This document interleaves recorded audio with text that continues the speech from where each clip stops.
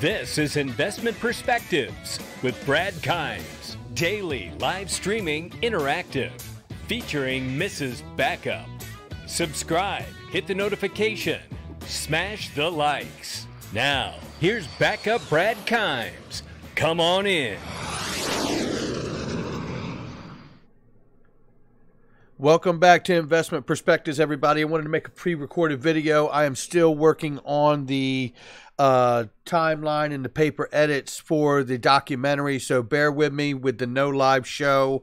It may be next week as well, just depending how quickly I move through. I am getting a lot done, but you know, just looking back on it, there's a lot of interviews we did, and then there's a lot of great stuff in there too. So segmenting all of that out and then laying it out to what chapter it will be in is a intense amount of work, but I couldn't be more excited about what we're going to be able to bring to you and to get all of this back into Mike Jansen's hands. So stay tuned. The documentary is coming together, no doubt about it. All right, so let's get into this. There's a blockchain revolution, and I think it's pretty obvious from the things that we're going to discuss today. So let's go on and take a look at this. First up here, Crypto Wolf, thank you so much. Good to have you back. China's central bank governor confirmed the completion of critical advancements for digital currency. DCEP has completed the top-level design. DCEP is a two-layer system, central banks to commercial banks and commercial banks to retail users. Now, this is very interesting because we saw this same coverage or this same idea covered in the digital dollar project. And I also want to note that not only did they discuss the two-tier system, but they also in here, operating alongside existing monies, is primarily distributed through the existing two-tiered architecture of commercial banks and regulated money transmitters, is recorded on a new transactional infrastructure, potentially informed by the distributed ledger technology. Very, very interesting stuff there, which just means to me, does that mean, let's be very clear about something. Does that definitely mean Ripple XRP? No, because there are a lot of distributed ledger technology systems out here, right?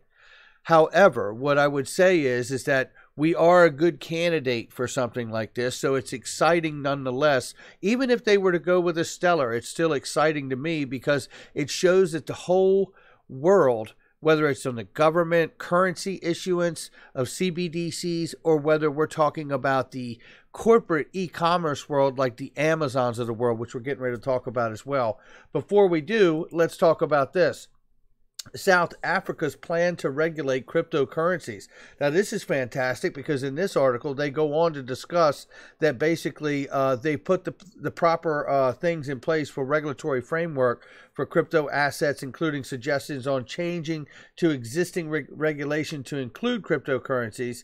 And that would solve the basic problem at the moment. Anybody who tries to do anything can use the fact that there is no legislation or regulating crypto assets and transactions as an excuse. They're looking to take that excuse away, which tells me we are about to, I mean, certainly for South Africa, they're about to get the framework they need for mass adoption, which takes away this gray area of unknowns. Can I? What if I'm a bank? What if I'm just a regular retail investor? All of those questions along that whole entire spectrum is about to change, and that is exciting. Once again, digital dollar project, China's central bank digital currency, South Africa's putting things in place. Are we seeing a pattern? We're seeing a trend. There's a blockchain revolution, and it includes crypto. All right, so Amazon patented a blockchain system for supply chain tracking. Now, this is remarkable too because we know how big Amazon is. World's top e-commerce firm Amazon filed a patent for blockchain system that tracks goods as they move on the supply chain. World's top e-commerce firm Amazon filed a patent for a blockchain system that tracks goods as they move on the supply chain. Amazon patent dated May 26, described as distributed ledger certification system. The document explains that the tracking solution would ensure that consumer goods that are sold on its e-commerce site are authentic.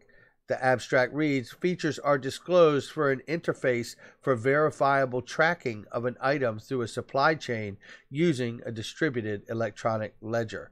this is exciting as well, because this takes us to another level of bringing things to a look, they're talking about a distributed ledger certification system of a distributed ledger technology system. Let's just face facts. That's where we're at here.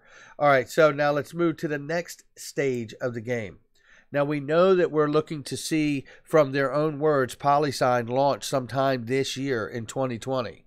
We know that there was also another company, Standard & Trust, launched from PolySign.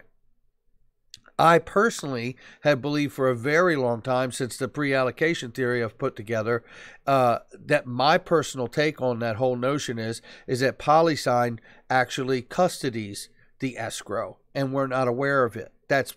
I've felt that way for well over a year. And I don't believe, as Ripple goes to an IPO, that they will be able to custody an asset or the remainder of the asset. I think they'll be able to hold the amount that they hold, but I have major questions and issues on the idea of them being able to be the comptroller of the rest and remaining amount of the escrow, which is about 50 million or 50 billion XRP. I don't see that being the potential, as well as some of those being pre-allocated to other entities. So that is going to be interesting. One of the most exciting things about the IPO for me is being able to witness what happens to that escrow and what does it reveal. I don't believe through an IPO that we are going to find out every little detail about who has a wallet in the escrow or pre-allocated to, and I believe that they'll be able to skirt that issue if we find out that they actually aren't the comptroller of it, and potentially PolySign may be. And if they are, I think that's very exciting, because you could potentially at that point be looking at like a new, I guess what you would, like a global central bank, right? I mean, some kind of global governance over that remaining escrow. Anyway, this is exciting too, because in another area of custody, we're looking at Kingdom Trust. Now, I first found out about Kingdom Trust from Mickey B. Fresh, who sent me some video clips that were remarkable. And I think going into next week, if we don't have any different news, I'm going to drill down into some of those clips that he had shared with me and share them with you, because they are really profound what Kingdom Trust wants to do. Take a listen to this. Kingdom Trust, a regulated custodian managing over $13 billion in assets, wants to tokenize more than 20,000 assets that it currently custodies. Listen to this. Kingdom Trust, a South Dakota-based custodian managing more than 13 billion assets, is closely eyeing the tokenization sector. Speaking to Cointelegraph, and shout out to Cointelegraph for this great little piece, Chief Executive Ryan Radloff revealed the firm wants to tokenize more than 20,000 alternative crypto and legacy assets that it currently offers custody services for.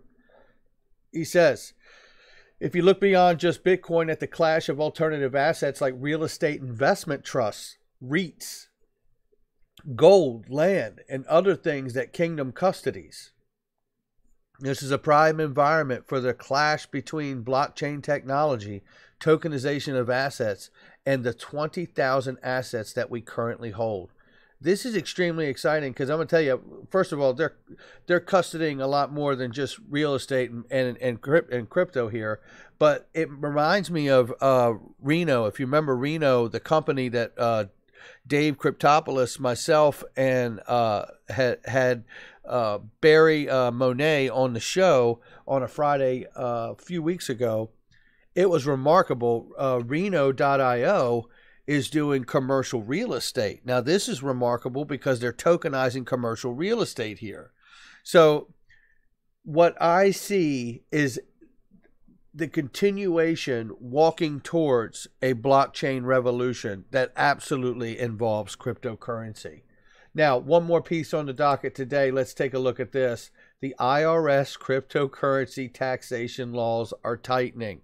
Ladies and gentlemen, if you have not dealt with your crypto taxes, I have a link below. Reach out to Clinton Donnelly on the link below and tell him that I sent you. He has helped so many people in this audience. I can't even begin to tell you. The other implication is if you want to avoid the taxes, check out the iTrust Capital, which just recently is starting to offer gold for their IRAs as well as crypto IRAs, tax deferred or tax free. This is a great investment product, and if you haven't checked them out yet, check them out. All right, let's go. And there's description underneath every one of my videos, and you can check those out. Internal Revenue Service is going hard on crypto organizations, and IRS cryptocurrency taxation laws would be a taxation collar around the digital currency workers. In the latest, a statement was issued by the IRS on work soliciting and consulting services in order to aid in a taxpayer examination that involves virtual currency. IRS cryptocurrency taxation to see a third-party contractors. The statement of the work was issued recently to famous cryptocurrency tax software firms like CryptoTrader.tax in order to give IRS the industry expertise that it's necessary for the identification and pursuance of cases in which taxpayers either do not report about the digital assets or are inconsistent in reporting about the actual transactions of cryptocurrency. This means that the IRS would be hiring outside contractors who would be experts in the cryptocurrency in order to tighten the IRS cryptocurrency taxation law. These third-party contractors would identify crypto investors whose tax returns either are omitted or contain false data related to cryptocurrency transactions. The only reason for hiring cryptocurrency experts as outside contractors are to drastically increase the scrutiny and volume of audits for cryptocurrency. As per IRS, the virtual currency can be defined as a digital representation of value that functions as a unit of account, a value store, and the medium of exchange. Thereby, any asset such characteristics would be treated as virtual currency for federal income tax purposes. Moreover, some of the virtual currencies are convertible, meaning that they have corresponding value in one or more than one traditional currency's fiat, while widely known virtual currencies like Bitcoin, Ethereum, and Ripple XRP are called cryptocurrencies as they employ cryptography for securing transactions that are recorded digitally on a distributed ledger technology DLT like blockchain. In the past, the IRS has sent letters to cryptocurrency holders pushing them to file tax returns, and the latest measures are to ensure IRS cryptocurrency taxation laws are implemented properly.